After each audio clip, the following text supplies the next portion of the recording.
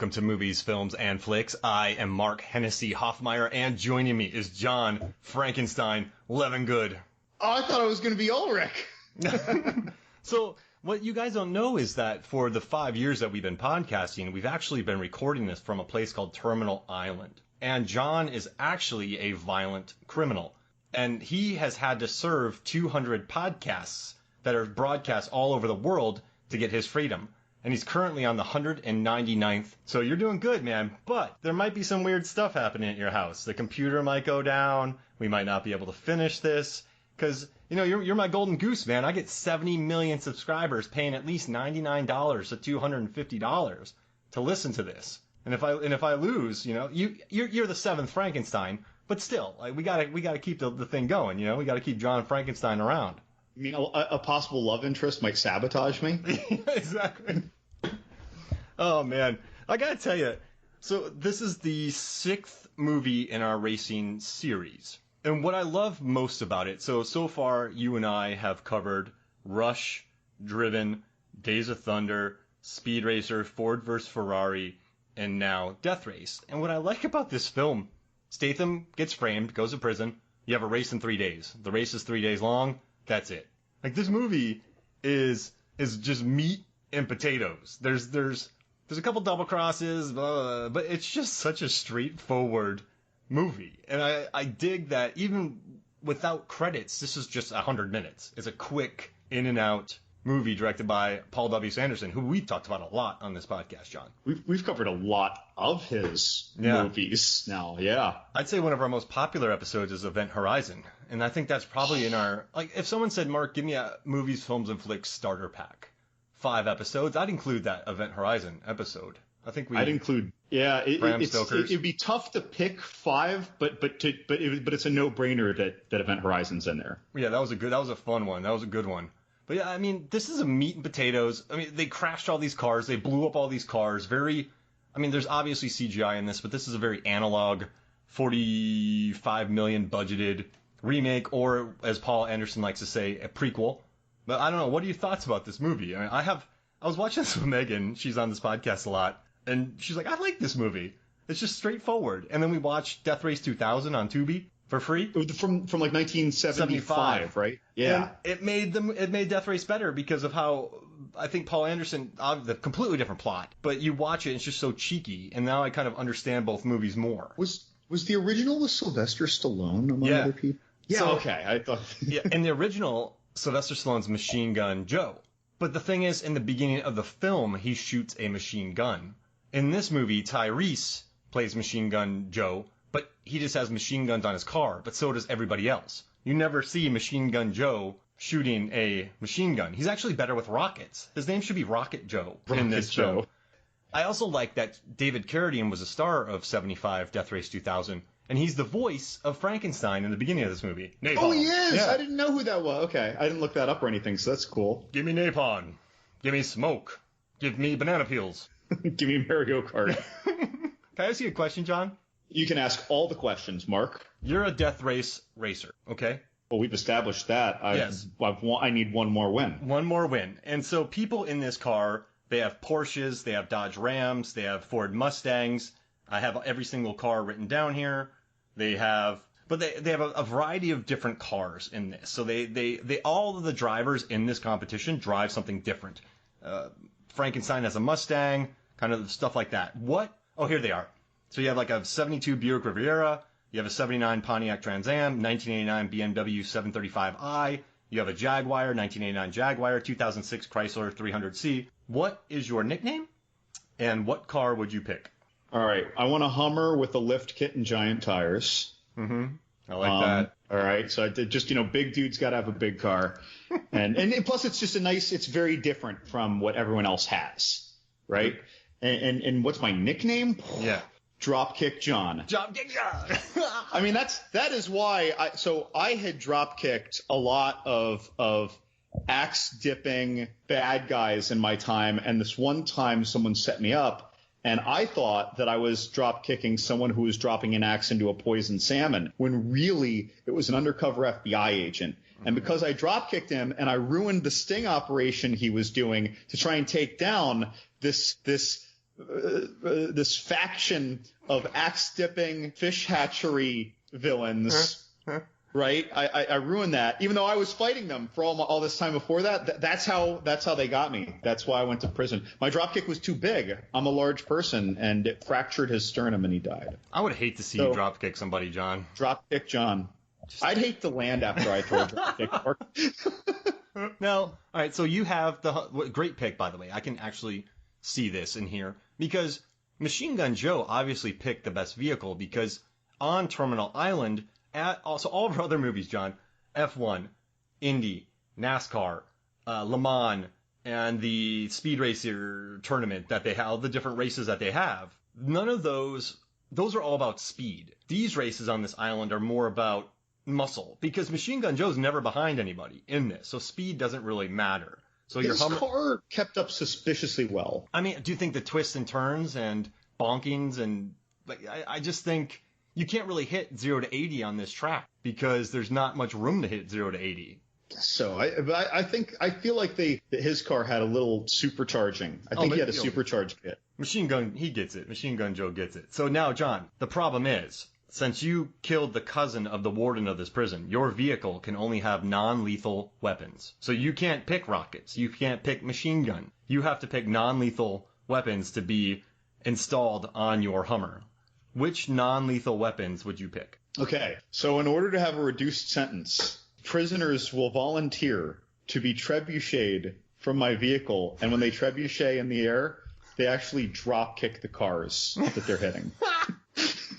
Wait, your gang what if your gang just puts people in the trebuchet in between every lap? That's my primary. That's it. And then my secondary is instead of like having an extra gas tank I can drop off or something as a trick, I have these mesh bags of just mess hall waste and fish because we're on an island. So like whenever there's a turn, almost like Mario Kart, I will drop, instead of dropping caltrops, I'm dropping all this slop left over from like dinner the night before at the prison, or I'm dropping a whole bunch of fish. And so when they're trying to do these like Tokyo drift turns, they're just going to slam through the side. So I'm going to trebuchet a few volunteer prisoners. I'm going to do that. Not the grouper. I'd like to think also though, like a semi-lethal, like I'd have a cannon. It just shoots like wooden balls. Ooh, or marbles. Well, that sounds devastating, but I'll take it if I'm given it. Yeah, you get marbles and wooden balls. It shoots them all. That's what I want. Oh, I love it. You know what I would do, John? I would take a moving truck for my vehicle, and I would load it full of supplies from a home. And when I drive around the track, I just strategically drop couches. Like furniture, just loads of furniture. Some guys like shoot him with the rocket, and I just drop a couch right behind me, and then they got to swerve. Drop the ottoman. It wouldn't work on Machine Gun Joe though. He'd tear through it. Yeah, I'd have to get a bunch of love bugs from Florida and just swap it on his windshield because I don't see any wipers on that. So I'd have to get a very viscous, sticky liquid or goo and shoot it at his window because you're not going to wipe that off. Love bug gleepity glop. Yeah, exactly. He's love bugging me. Oh man. But no, so John, what are your thoughts about this movie? Since we've kind of gone all over the place, but what do you think about Death Race and released in 2008? Yeah. What are your thoughts about this movie? So well, first off, it's the least race movie of our race movies. However, when we were comparing our past race movies and we were saying like how what you learn about the circuit that they're racing, what you learn about the drivers and the lifestyle, what you learn about the rules or the different kinds of tracks, I feel like this movie at least ties for best for explaining all of the rules of Death Race. And it's funny because it's especially complicated that one race is really a 3-stage race. Yes. But we leave understanding this very well. So that's interesting. But overall, though, like taking away the comparison to the other movies, this is a really, really fun action movie that holds up really, really well. And you commented on the CGI. And whenever I watch a movie, even when it's one that I love, like Resident Evil, it's like sometimes I actually stop in my head. There's almost a voice to be like, oh, that's CGI. But I still love it. Whereas in this, I didn't find myself actively like catching glaring things. Are there things that were CGI, like, yeah, and you know they were, but their contrast to the rest of the scene was never even momentarily distracting. So that's really cool, right? And this movie feels kind of timeless because they have more primitive resources available to them relative to the time frame. Mm-hmm. And I really love that it makes me think of so many other movies that I love because, like you said, this is not whatever. We'll call it a remake, a reimagining, or whatever air quotes thing you want of Death Race. It's the same premise, almost, kind of. Okay, but like clearly this was influenced by The Running Man, right? And Ulrich, I think, was clearly modeled after Mickey. Michael Rooker in Undisputed. Yeah, definitely. Right? Even though he's slimier, he even looks like he could be his son. Yeah. Like I feel like that was deliberate. It makes me think a tiny, tiny bit of The Condemned, which came out a year before, about how they appropriate prisoners for things that shouldn't even be their prisoners. You know, and then like I love that it makes me think of these things, and it never feels like it's ripping anything off. It just feels like it's doing its own thing with some familiar ideas. I liked all the performances too. Dude, it really holds up well for me. Ian McShane, Joan Allen, like the cast is insane. Yeah, like what's your take on this? Because you probably hadn't seen it in a long time, just like me, before preparing for this episode, right? Like for me, it had probably been 10 years since I saw this, like really saw it. Yeah, all the way through. I probably saw it in theaters, so it's been about 12 years. And I think I probably didn't appreciate it as much as I do now.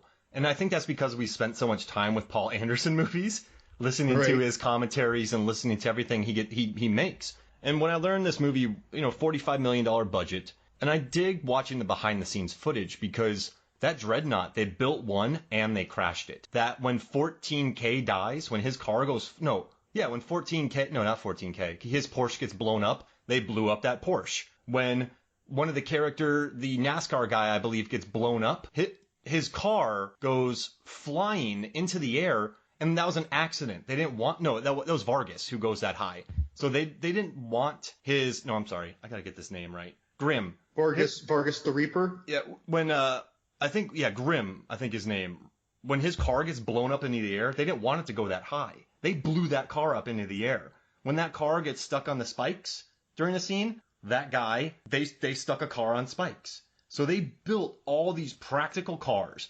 They were working. I listened to the commentary. I watched behind the scenes footage. They were out there building these cars. They dropped about 2 tons of fake bullet shells that they were shooting. I mean, they had machine guns on the cars. They were practical. They were welded. And I don't know. I understood the race. It's a 3-day race. And when you hit a shield, you get napalm, oil, and smoke. When you hit a sword, you get guns, and your weapons are armed. And then when you hit that skull, that's when the big spiky thing pops up. Right. You don't know the exact geography of the track, but you just know stay alive. And you know the rules of the world, and there are no rules. So it's I'm telling you, man, Paul W.S. Anderson knows how to, I don't know, it's just easy to follow. This movie is super chill, and I dig the action. And you're right. I'd almost call it world building, even though that's not literally what it is, right? He's world building. It's just that the world is the prison culture around the race. Yeah. I would say that. I mean, I love the world building, and he based it off of Death Race, which had you have the people in the car with you. Even, all right, so there are like some very gratuitous shots of women getting off of buses, and oh god, it felt like from an old exploitation movie, right? Yeah, exactly. And I think maybe he was playing with that. And Paul Anderson told a story about how on set, one of the camera ops, she was a female, and he's like, I don't know how to tell her how to shoot Natalie Martinez's butt, but the camera lady just did it. He's like, I don't want to be that director that tells her to shoot. It was just a funny story that he told. But but they're like the TV people who watch this. They want to have arm candy in the car, so that's why they bring in I don't even want to say it, the more attractive inmates. So it's like, even though it is exploitive, like the 1975 film, they at least explain it, right? It doesn't feel overly gratuitous. Sure, but you know what? And I don't feel like they really address this in the movie, and